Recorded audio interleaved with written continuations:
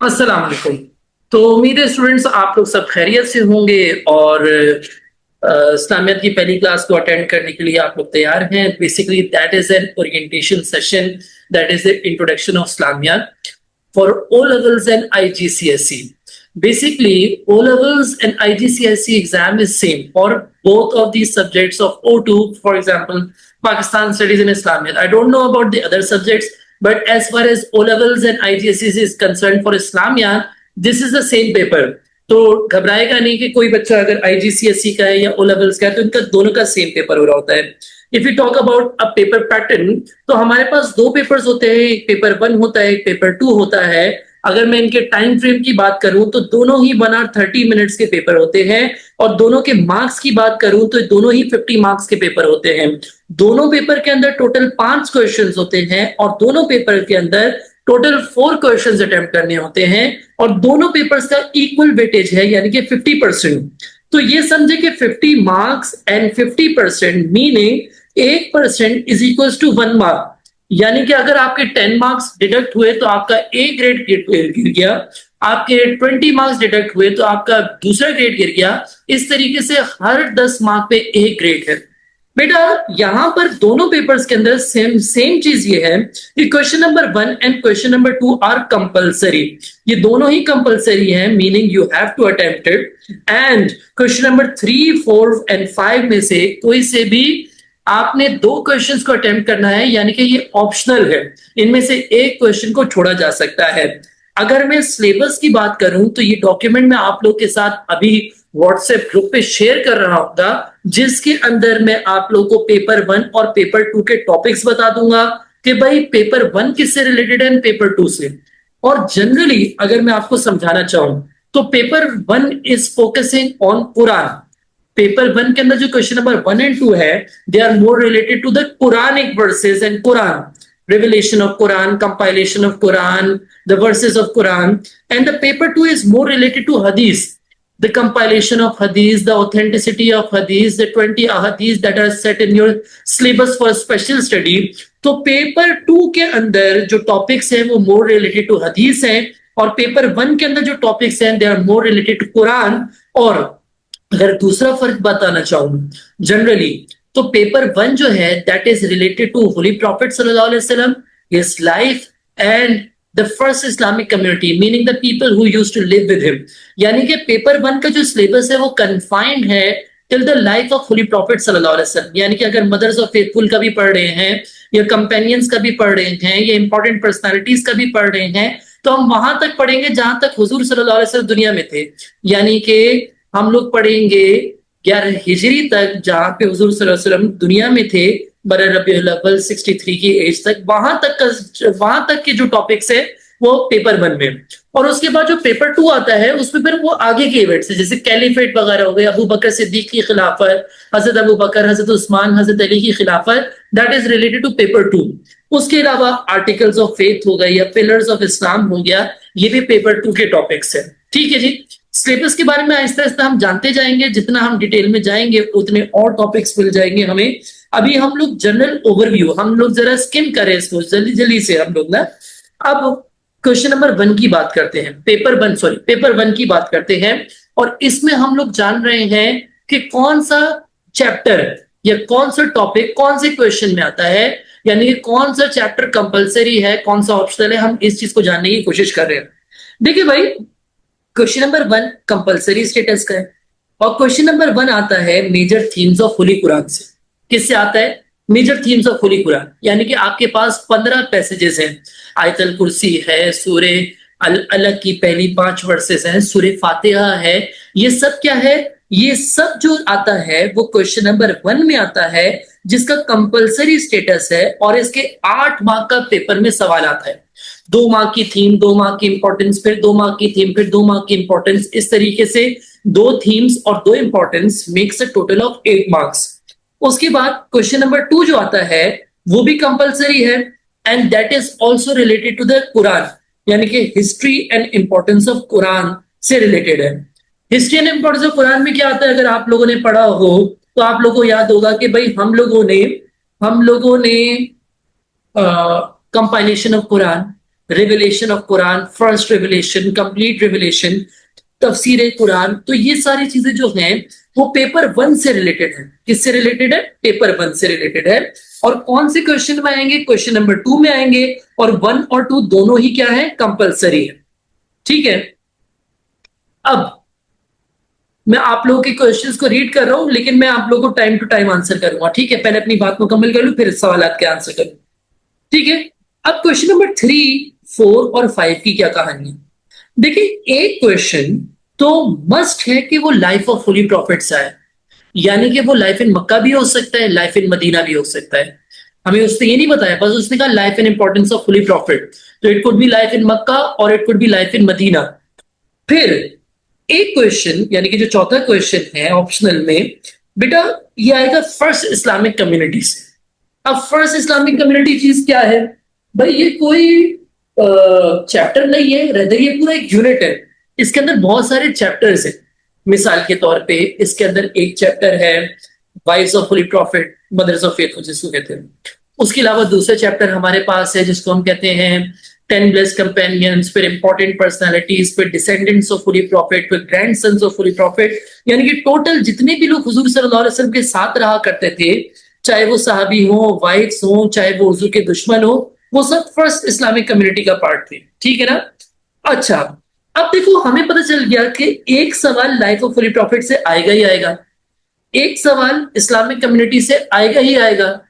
अब बात होगी पांचवा सवाल, वो किससे आएगा? जो एक सवाल बच गया वो किससे आएगा? एग्जामिनर साहब कहते हैं कि या तो ये लाइफ ऑफ होली प्रॉफिट से आएगा, या फिर ये आएगा फर्स्ट इस्लामिक कम्युनिटी से। तो यानी कि लाइफ ऑफ होली प्रॉफिट से मिनिमम एक सवाल और मैक्सिमम 2 सवाल आ सकते हैं। फर्स्ट इस्लामिक कम्युनिटी से भी मिनिमम एक सवाल और मैक्सिमम 2 सवाल आ सकते हैं। That is related to the topics that are there in paper 1। ठीक है जी, पेपर 1। अब पेपर 2 की बात कर लेते हैं।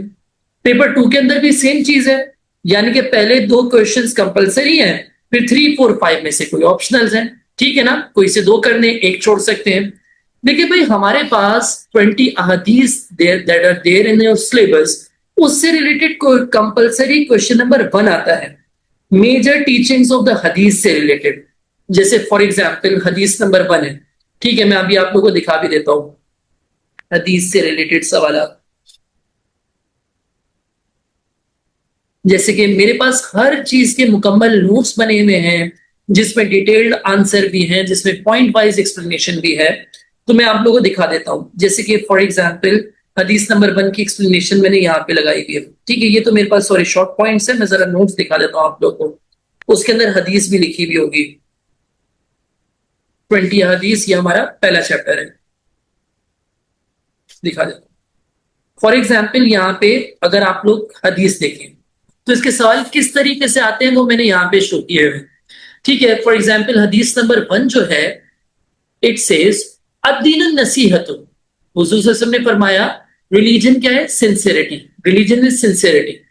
तो साहबे कराम ने क्या पूछा? कुल ना लिमन, किससे सिंसियरिटी? तो आप सल्लल्लाहु अलैहि वसल्लम ने जवाब दिया काला लिल्लाहि वली किताबिही वली रसूलिही वली उम्मतिल मुस्लिमीन व अम्मतिहिम। Religion, sincerity to Allah, his किताब, his messenger, the leaders of the Muslim community and to the common people. तो ऐसी हदीसें आ जाती हैं आपके पेपर के अंदर, जिसका ए पार्ट होता है कि भाई इसकी टीचिंग्स को डिस्क्राइब करें, और बी पार्ट होता है कि उनको हम अपने एक्शंस में कैसे अप्लाई कर सकते हैं। और ये दोनों पार्ट्स कितने होते हैं? 2-2 मार्क्स के होते हैं। कितने मार्क्स के होते हैं? 2-2 मार्क्स के होते हैं। ठीक है जी। तो ये समझो कि ऐसी 2 हदीसें जब हम आंसर करेंगे तो टोटल कितने बच जाएंगे? 2 into 2 into 2। भाई 2 और 2 मार्क्स की एक हदीस, यानी कि 4 मार्क्स की एक हदीस, और 8 मार्क्स की 2 हदीस। ठीक है ना? 8 मार्क्स की कितनी हदीस हो गई? 2 हदीस हो गई। तो इस तरीके से ये टोटल 8 मार्क का क्वेश्चन नंबर 1 आ रहा होता है। ठीक है जी। अब क्वेश्चन नंबर 2 की बात करते हैं।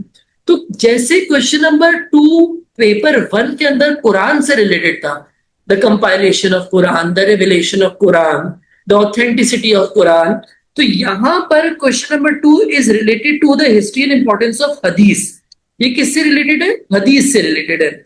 यानी कि हदीस कैसे कंपाइल हुई, हदीस की ऑथेंटिसिटी कैसे चेक हुई, हदीस से रिलेटेड जितने भी सवाल हैं वो इसमें आ रहे हो। ठीक है जी, और ये दोनों कंपलसरी है। अब बात करते हैं ऑप्शनल 3, 4 एंड 5। देखिए भाई, हमारे पास 3 सवाल है और 3 टॉपिक्स है। एक है राइटली गाइडेड कैलिस, ठीक है, यानी कि खुलफाए राशिदी, हजरत अबू बकर, हजरत उस्मान की खिलाफत, हजरत अली की खिलाफत, ये सब, ठीक है जी। एक है articles of faith and third है पिलर्स ऑफ इस्लाम, ठीक है जी। देखो, पेपर 1 के अंदर एग्जामिनर ने हमें समझाया हुआ था मिनिमम क्राइटेरिया। फॉर एग्जाम्पल, उसने हमें ये कहा था कि लाइफ ऑफ होली प्रॉफिट से एटलीस्ट एक सवाल तो आएगा ही आएगा, फर्स्ट इस्लामिक कम्युनिटी से एटलीस्ट एक सवाल तो आएगा ही आएगा। लेकिन पेपर 2 के अंदर उसने ऐसा कुछ नहीं बताया, उसने बस हमें मैक्सिमम बता दिया। उसने कहा इनमें से मैक्सिमम किसी भी एक टॉपिक से मैक्सिमम 2 सवाल आ सकते। इधर उसने हमारे लिए तकलीफ ये खड़ी कर दी कि अगर वो हमें मिनिमम बता देता तो हमारे पास चॉइस आ जाती किसी चैप्टर को छोड़ने की। लेकिन यहां पे उसने वो हमारी चॉइस लिमिट कर दी। मिसाल के तौर पे, भाई मुझे राइटली गाइडेड कैले बड़ा मुश्किल लगता था जब मैं स्टूडेंट था, मुझे बड़ा मुश्किल लगता था, तो मैंने कहा इसको छोड़ के चला जाता हूं, मैं आर्टिकल ऑफ फेथ कर लेता हूं और पिलर ऑफ इस्लाम कर लेता हूं, ठीक है। लेकिन मैं ऐसा नहीं कर सकता। क्यों नहीं कर सकता? क्या पता राइटली गाइडेड कैलिफ या जो भी चैप्टर में छोड़ के आऊं उससे 2 सवाल आ जाए, तो फिर मैं कैसे अटेम्प्ट करूंगा? इसलिए बेटा जरूरी है कि जो भी आप लोग के पास टॉपिक्स हैं आप सारे पढ़ के जाओ, ठीक है जी। ये हमने सिलेबस और उसके सवालात, उसके पैटर्न की बात कर ली। यहां तक बात क्लियर है तो फिर मैं आऊंगा असेसमेंट ऑब्जेक्टिव्स की तरफ। यहां तक बात क्लियर है तो बेटा आप लोग मुझे क्लैरिटी के साथ बताएंगे। Now we are covering the assessment objectives. देखिए, कोई भी पेपर हो, कोई भी सब्जेक्ट हो, उसके एग्जामिनर ने एक तरीकेकार बनाया होता है जिसकी बेसिस पे वो आपके आंसर को जज करता है, असेस करता है। वो कहलाते हैं असेसमेंट ऑब्जेक्टिव्स। एंड इस्लामियात के अंदर 2 असेसमेंट ऑब्जेक्टिव्स हैं। Number 1 is knowledge and number 2 is understanding. Knowledge means learning and remembering facts. Basically, what you need to do to be able to do it, you have to learn facts. याद करना है। आसान लफ्जों में तो रटना है भाई, रट्टा लगाना पड़ता है। इस्लामियात का पेपर है, नाम, जगहों के नाम, लोगों के नाम, वर्सेस और वगैरह वगैरह चीजें ये हमें याद करनी पड़ती हैं। You have to learn facts about different topics in the syllabus and use relevant facts to answer those questions in the examination. ये बेसिक रिक्वायरमेंट है। दूसरा, there is understanding based question. जो बी पार्ट है ना बेटा, देखिए there are 2 parts in question number 2, 3, 4, 5। Question number 1 को छोड़ दे, लेकिन क्वेश्चन नंबर 2, 3, 4, 5 दोनों पेपर्स के अंदर जो बी पार्ट है दैट इज ऑफ 4 मार्क्स। तो 4 मार्क वाले questions understanding based, meaning you have to use these facts to understand the relevance of those events in the lives of Muslims today. You have to show how these facts are important to the teachings of Islam and to the lives of Muslims. And you need to show that you understand the meaning of this information. अगर बात समझ नहीं आई तो मैं आपको समझा दूंगा, ठीक है। मिसाल के तौर पे बेटा, हमारे पास सवाल आ गया ताइफ। ये बचपन से हम लोग सब पढ़ते आ रहे हैं कि ताइफ जो है, जब आप ससुर विजिट करने गए थे तो आप ससुर को लहू लहान कर दिया था, इस हद तक कि आपके जूते भी खून से तर हो गए थे।